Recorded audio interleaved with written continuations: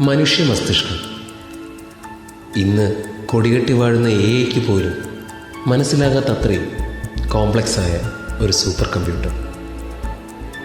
ലോകപ്രശസ്തനായ Einstein പോലും തൻ്റെ തലച്ചോറിൻ്റെ വെറും 10% പോലും ഉപയോഗിച്ചിട്ടില്ല എന്ന് മനസ്സിലാകുമ്പോഴാണ് ആ നിർമ്മിതിയുടെ പൂർണ്ണകായം എത്രയോ മേലെയാണെന്ന തിരിച്ചറിവ് നമുക്കുണ്ടാകുന്നത്.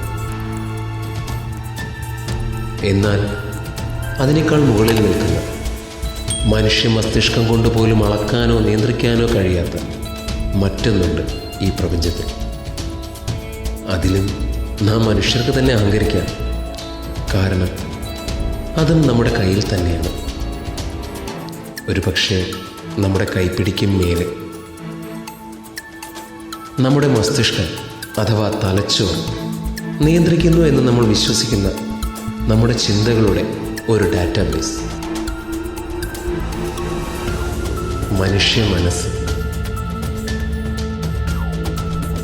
പുള്ളിയുടെ കള്ളത്തരങ്ങൾ ഒരു സൂപ്പർ കമ്പ്യൂട്ടറായ നമ്മുടെ തലച്ചോറിന് ഒരുപാട് മുകളിലാണ്.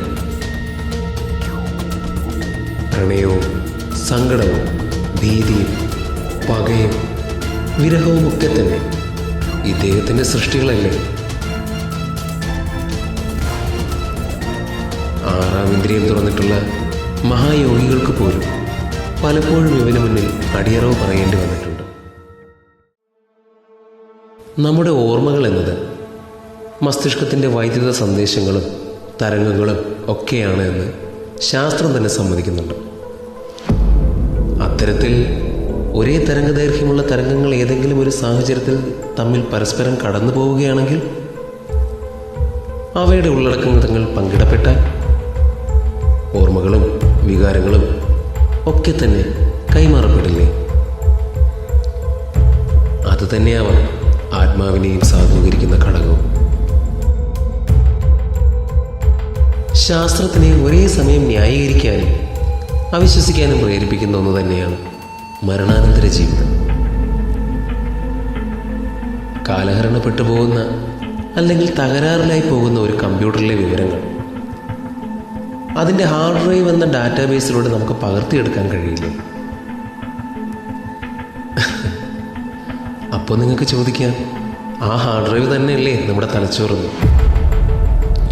അപ്പോഴാണ് നമുക്ക് മുന്നിൽ മറ്റൊരു സാധ്യത വെളിപ്പെടുന്നത്. The cloud storage. നമ്മുടെ ഓർമ്മകൾ എന്ന ഡാറ്റാസൊക്കെ നമുക്ക് കാണാൻ കഴിയാത്ത മറ്റൊരു ലോകത്തിലെ ഒരു ക്ലൗഡ് സ്റ്റോറേജിലേക്കാണ് അപ്ലോഡ് ചെയ്യപ്പെടുന്നതെങ്കിലോ?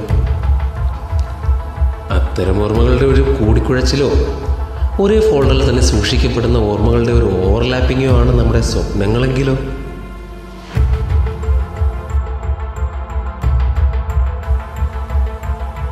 അങ്ങനെ ചിന്തിക്കുമ്പോൾ ഇത്തരം ഡാറ്റാബേസൊക്കെ തന്നെ മറ്റൊരു സൂപ്പർ കമ്പ്യൂട്ടറിൽ കണക്റ്റഡ് ആണെങ്കിൽ ഈ മരണാനന്തര ജീവിതം എന്നത് ഹാർഡ്വെയർ നശിച്ചുപോയ ഒരു ഉപകരണത്തിലെ സോഫ്റ്റ്വെയർ മറ്റൊരു ഉപകരണത്തിലേക്ക് അപ്ലോഡ് ചെയ്യുന്ന ഒരു റിക്കവറി പ്രോസസ്സ് തന്നെയാണ്.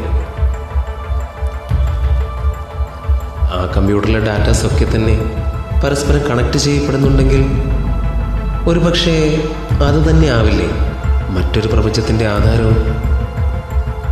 അതെ, മനുഷ്യൻ്റെ ചിന്തകൾക്ക് ഒരു അതിരുമില്ല. വായിക്കാം മനുഷ്യ മനസ്സെന്ന എക്സ്ട്രീം ഡാറ്റാബേസിൻ്റെ അതിരറ്റ നിർമ്മിതികളെപ്പറ്റി.